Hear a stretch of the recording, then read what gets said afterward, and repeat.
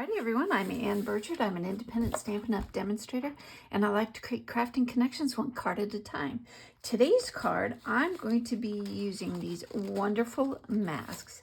In fact, the flower, it's a layered system, and at the top, there is a notch, so you know where to line up. It's so simple, even if you don't even use that. It also comes with the houndstooth print, a snowflake print, and then a leaf print. It's just amazing. Let's go ahead and make a card. Sit back, relax, and as always, all the supplies I've used are in the description box below. Let's make a card.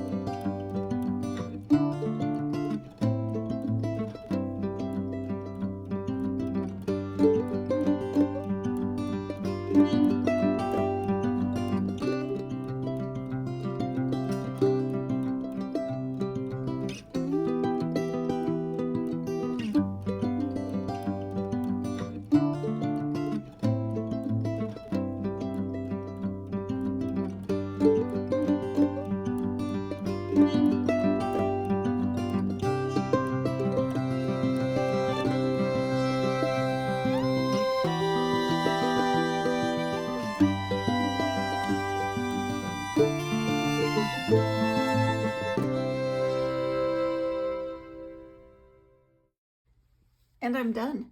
That didn't take long at all.